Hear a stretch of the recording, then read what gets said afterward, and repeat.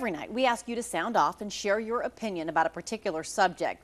We also allow you to post comments about our stories online. That brings some great comments, but sometimes it also brings comments of hate and personal insults leveled at our staff and other viewers. It has us wondering what makes people lash out online.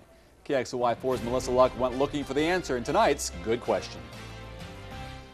If you ever want to see people run away in fear, stand in a place like this with a TV camera and try to ask them for a comment. People will run away before you get the question out of your mouth. But post a story online, people can't comment fast enough. It's the price of doing business in the new world of journalism. We want to hear from our viewers, but for every good comment comes a personal pot shot. Like this one I got last week. We did a good question story about why some people are faster than others.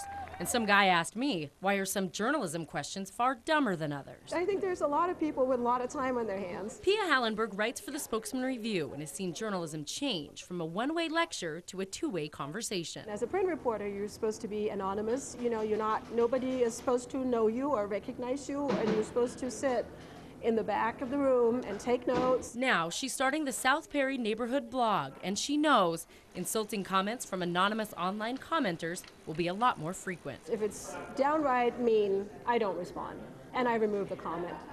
And I also don't take it personally. As journalists, we welcome the response and the two-way conversation, but sometimes we just don't get why people take the time to comment if all they're going to do is insult us. So we sought out a prolific commenter willing to show his face on camera. I've never been one who's been afraid of speaking his mind. Rick Lloyd is our most frequent commenter, more than 300 comments on kxly.com. He's a news junkie and loves the debate. He says it helps people feel like they're part of the news affecting our community. And sometimes it's easier to be honest when people can't see your face. But he too sees the downside. You can character assassinate a person or an issue at light speed, anonymously.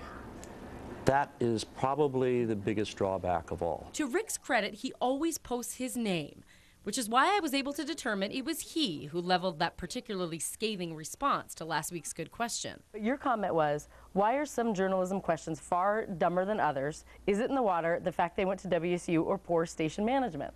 And you know what? That worked quite well. You responded back. So you do it to get a rise? No, I got a response. You sure did, Rick. And now, my response to you. Do you want to suggest next week's good question, since you have so many good questions? I'll tell you what, I will give us some thought on some things. With this good question, I'm Melissa Luck, KXLY4 HD News. By the way, Rick is still working on his good question, and we still want to hear yours. We want to know what you are wondering about. Send us your questions to goodquestion@kxly.com.